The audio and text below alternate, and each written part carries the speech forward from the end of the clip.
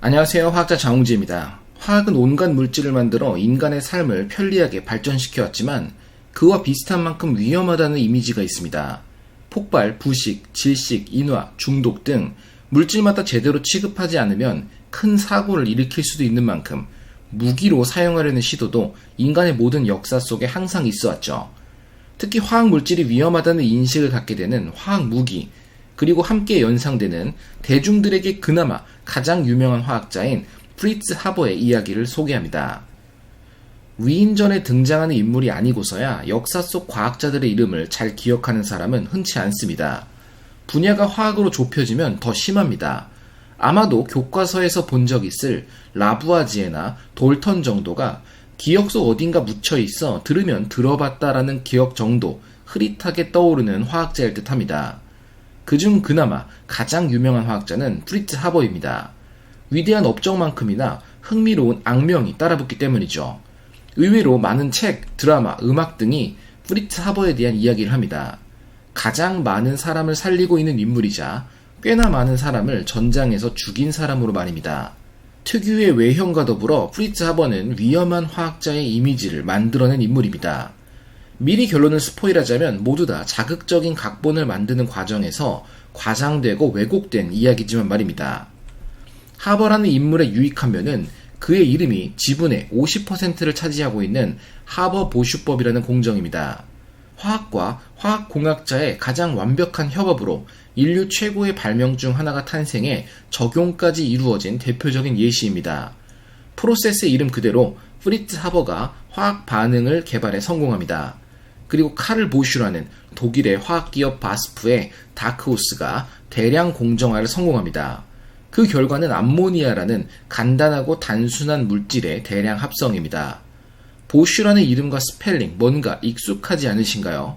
작게는 드릴을 비롯한 전동 공구부터 보일러나 거대 기계까지 모두 제작하는 보슈라는 기업과 이름이 같습니다. 카를 보슈가 보슈 컴퍼니를 설립한 것은 아닙니다. 보슈 컴퍼니는 로베르트 보슈라는 분이 만들었거든요. 뭔가 외모도 닮은 느낌이 있죠. 로베르트 보슈는 카를 보슈의 삼촌이기 때문입니다. 암모니아의 합성은 질소와 수소가 만나 화학 결합을 바꾸며 만들어내는 아주 간단한 화학 반응식으로 표현됩니다. 보통 수소와 산소가 물을 만드는 것 다음으로 모든 화학 교과서에서 가장 처음 배우는 예시입니다. 질소 원자끼리 삼중결합으로 연결된 질소 분자, 그리고 수소 원자끼리 단일 결합으로 연결된 수소 분자는 처음 상태를 끊고 질소와 수소의 단일 결합 3개로 연결된 암모니아 분자를 만들게 됩니다. 결합을 끊는데 필요한 에너지가 단일 결합인 수소나 질소는 몰당 435kJ 내외인 것과 달리 질소 간의 삼중결합은 무려 946kJ에 해당합니다. 킬로줄이라는 단어로 써서 더 큰 건 알겠는데 어느 정도인지 잘 와닿진 않습니다. 단순히 온도만 높여서 질소의 결합을 끊어준다고 생각한다면 일반적인 압력 조건에서 무려 3100도에서 6160도의 환경이 필요합니다. 어이없을 정도로 높은 에너지가 필요한 셈인데 이 온도를 만들어준다고 암모니아가 생겨나는 것도 아닙니다. 형성된 암모니아의 결합마저 순식간에 다시 부서져 버릴 고온이기 때문입니다. 결국 높은 온도가 아주 잠시만 존재하는 상황에서 암모니아가 만들어져 왔습니다. 약 27,700도의 고온이 질소로 가득한 공기 속을 뚫고 발생하는 번개입니다. 번개가 많이 치는 곳은 농사가 잘 된다는 것이 비료의 핵심인 질소가 공기에서 땅으로 물질이 되어 많이 내려앉기 때문이죠. 번개만 바라보고 농사를 지을 수는 없겠습니다. 뿌리옥 박테리아라는 식물에게 질소를 공급하는 공생관계의 세균도 생장에 유용합니다. 문제는 이 두 방식 모두 인간이 마음대로 조절할 수 없다는 것입니다. 그렇다면 천연 비료는 어디서 얻게 되었을까요? 암모니아의 합성 이전까지 천연 비료의 가치는 상상할 수 없을 만큼 거대했습니다. 가장 유명했던 것은 19세기 중반 페루에 있던 친차섬입니다. 지도를 여러 차례 확대하기 전에는 섬의 위치를 찾아보기 힘들 정도로 크지 않은 섬입니다. 친차섬은 1850년대 단위 면적당 가치가 지구에서 가장 높은 곳이었습니다. 10층 높이에 구아노가 쌓여 있었기 때문입니다.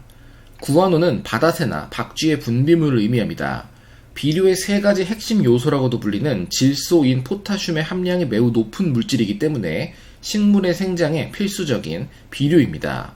페루는 친차섬의 구아노를 캔에 판매하기 시작했으며 당시 구아노 판매금이 페루 연간 예산의 75%나 되었을 정도로 고가치 물질이었습니다.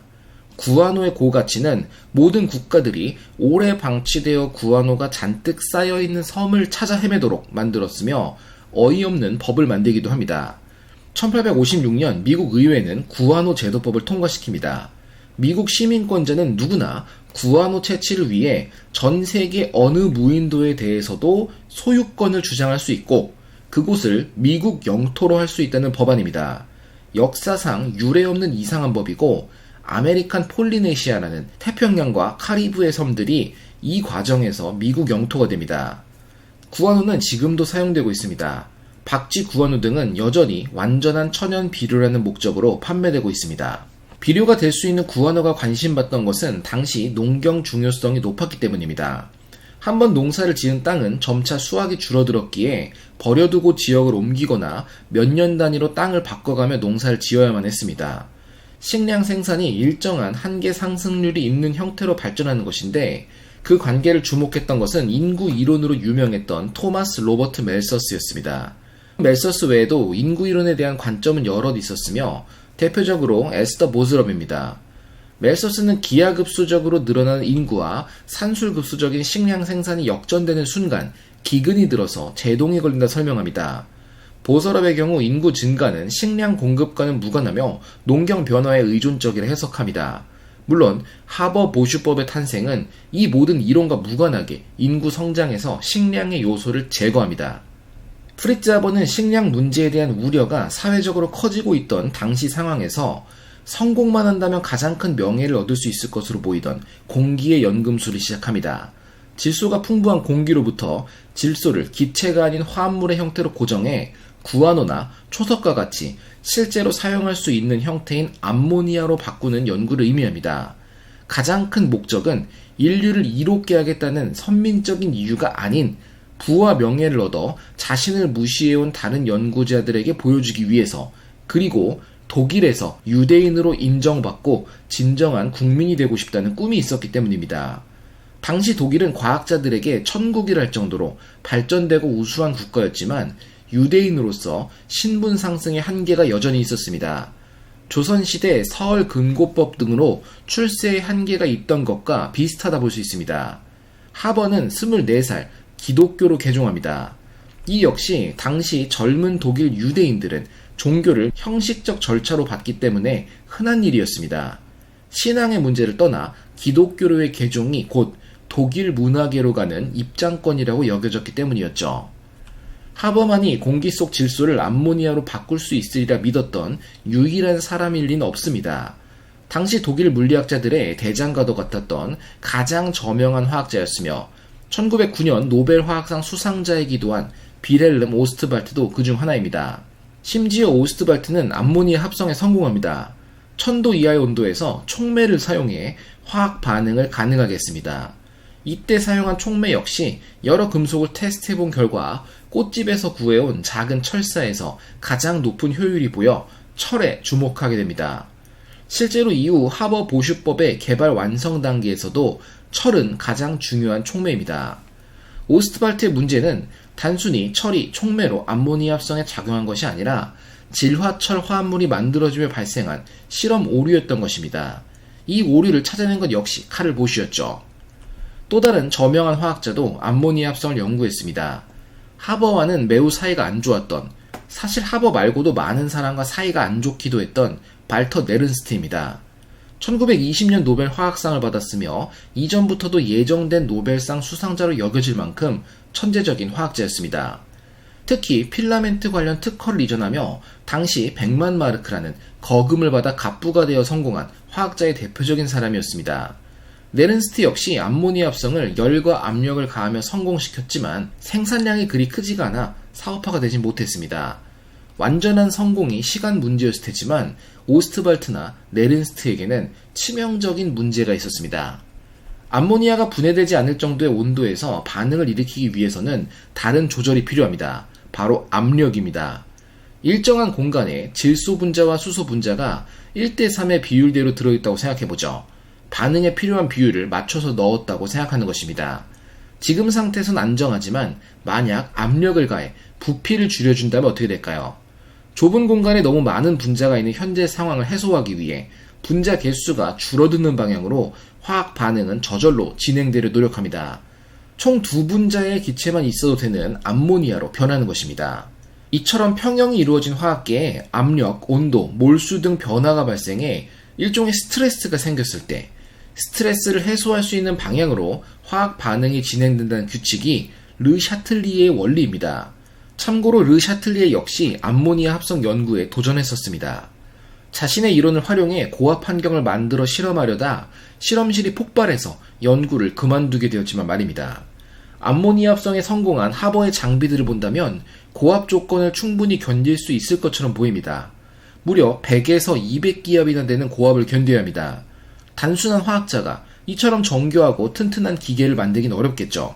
오스트발트, 네른스트, 르 샤틀리에 그 외 많은 화학자들은 실험 기구를 제작할 능력이 없었습니다. 하버는 각각의 전공 분야에 스킬 포인트를 몰아서 찍은 동료들을 모으기 시작합니다. 첫 번째 동료는 기계를 다루는데 능숙한 젊은 화학자이며 하버의 조수로 활동하기 시작한 로버트 르 로시뇰이었습니다. 실험실 규모의 모든 고압 장비를 로시뇰이 설계하고 제작해 최초의 암모니아 합성이 성공하게 됩니다. 카를 보슈는 금속과 기계 장치의 특성을 올린 화학자이자 바스프의 차세대 리더로 발언권이 있었습니다. 보슈는 하버의 작은 암모니아 실험 장치를 대량 생산이 가능할 정도의 거대 규모로 발전시키는 역할을 합니다. 세 번째 동료는 바스프의 화학자였던 알빈 미타슈입니다. 미타슈는 촉매 화학의 모든 특성을 올렸습니다. 초기 하버의 암모니아 합성은 오스뮴이라는 귀금속 원소를 촉매로 사용했는데 오스뮴은 그때도 지금도 정말 비싼 금속입니다.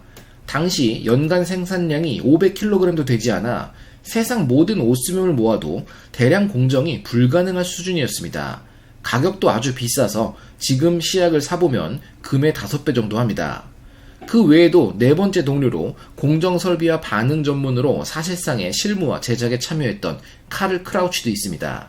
암모니아 합성법의 발견과 대량 공정의 성공으로 하버는 거대한 명예를 얻게 됩니다. 지금의 막스 플랑크 연구소의 전신인 빌헬름 카이저 연구소의 이사로 한 기관을 책임지게 될 정도입니다. 빌헬름 카이저 연구소는 여러 기관으로 나누어져 있는데 흔히 하버가 화학자이니 빌헬름 카이저 화학연구소에서 활동했을 것으로 생각하지만 화학연구소는 한 마이트너바우라 쓰여있는 것처럼 오토 한과 리제 마이트너가 활동했습니다. 하버는 빌헬름 카이저 물리화학 및 전기화학 연구소에서 무려 23년간 이사로 활동합니다. 매달리던 성공을 이뤄낸 만큼 동료 평가가 매우 좋았습니다. 위트 있고 권위적이지 않으며 연구의 진심으로 후임 연구자들을 적극적으로 믿고 독려하는 최고의 리더라고 평가받습니다. 사실상 하버는 당시 가장 유명하고 성공적이었던 독일 국적의 유대인 화학자였습니다. 유명했던 하버는 그만큼 대단했던 몇몇 절친들이 있었습니다. 그중 가장 친했던 것은 누구나 알고 있을 알베르트 아인슈타인입니다. 물론 독일에 대한 둘의 성향은 정반대였습니다. 애국자로서 인정받고 성공해 진정한 독일 국민이 되고 싶었던 하버와 자유로움을 추구해 이후 세계대전에서 독일을 떠난 아인슈타인이니 말입니다. 사적으로는 매우 친해서 아인슈타인은 하버 아들의 수학 과외 선생님을 해줬고 하버는 아인슈타인이 이혼하는 동안 상담과 자문으로 도움 줬다고 합니다. 사실상 하버가 전쟁과 관련되는 것은 적극적으로 참여했기 때문입니다. 당시 유대인은 장교로 활동하는 것이 금지되어 있었습니다. 하지만 하버의 위대한 업적들은 그를 전쟁부 화학부장으로 대위직위로 참여할 수 있도록 했습니다. 물론 전쟁 초기에는 하버도 인지도와 업적에도 불구하고 일반적인 유대인처럼 상병 계급이었죠. 많은 독일 국적 유대인 과학자들도 그와 함께 제1차 세계대전에 참여합니다. 염소가스 살포를 통한 최초의 화학전이라며 자주 등장하는 사진 속에 1915년 이프르 전투 역시 여러 왜곡이 있습니다. 최초의 화학전도 아니고 독일이 화학무기를 먼저 사용한 것도 아니고 국제법을 위반한 것도 아닙니다. 재밌는 이야기죠. 두 번째 부인 그리고 아들과 찍은 사진을 보더라도 하버는 장교로 인정받은 자신의 모습을 너무나도 사랑했다고 합니다. 두 번째 부인이라는 단어처럼 하버를 사악한 이미지로 만든 것은 첫 번째 부인이었던 클라라 하버의 일화 때문입니다. 많은 매체에서 하버가 염소가스를 살포해 대량 살상했다는 이야기를 들은 평화주의 및 인도주의자 부인이 충격을 이기지 못하고 총으로 자살했다고 합니다. 사실 아무 근거 없는 이야기이며 각본가들이 재미있는 이야기를 위해 만들어낸 사실입니다. 클라라 하버, 본명 클라라 임머바르는 하버와 마찬가지로 화학 박사 학위자입니다. 심지어 브레슬라우 대학 최초의 여성 화학 박사로 당시 주도적인 여성상이죠. 하지만 100여 년 이전인 당시 기혼 여성이 자유로운 연구 활동과 학계 참여가 쉬웠을 리가 없습니다. 마담 퀴리가 인정받기 위해 겪어야 했던 어려움을 떠올릴 수 있습니다. 하버의 보조자 수준에 그치며 집안에만 갇혀 사는 생활은 클라라에게 심한 우울증을 주었고 우울증으로 인해 자살하게 됩니다. 하버가 과학자들 사이에서는 매력적이고 뛰어난 리더였지만 가정에서 남편으로는 좋지 못했습니다. 조금 전 봤던 두 번째 부인 역시 하버의 억압적이고 가부장적인 행동 때문에 마침내 견디다 못해 떠나게 되었으니 말입니다. 화학 무기의 아버지란 측면에서 하버를 살펴보기에 앞서 당시 화학 무기 사용이 어느 정도까지 제한되어 있었는지를 알아보는 것이 도움이 됩니다. 만국평화회의라 배우기도 하는 1899년 제1차 헤이그 협약은 크게 세 가지 주요 조약과 세 가지 부가 선언으로 이루어져 있습니다. 국제 분쟁이나 육상전, 해상전에 대한 조약들, 그리고 발사체와 폭발물에 대한 규약과 질식성 독가스, 마지막으로 치명적인 탄환에 대한 금지입니다. 그중 질식성 독가스를 퍼뜨리는 단일 물질을 이용한 발사체 사용 금지의 위반 여부가 화학 무기와 직접적인 관련성이 있음을 예상할 수 있습니다. 하버와 보슈의 관계는 암모니아 합성 성공으로 마무리된 듯 싶지만 이들의 이야기와 세계 역사에 대한 영향은 지금부터 또다시 시작됩니다. 요약입니다. 하버는 독일 국적 유대인으로 인정받으며 학계에서도 성공하고 싶어 당시 가장 큰 주제였던 암모니아 합성에 뛰어들었습니다. 좋은 동료들과 노력한 끝에 고압 촉매 조건에서 암모니아 합성을 성공합니다. 그는 직장에서는 매우 좋은 리더이자 연구자였지만 사실 가정에서는 나쁜 남편이었습니다.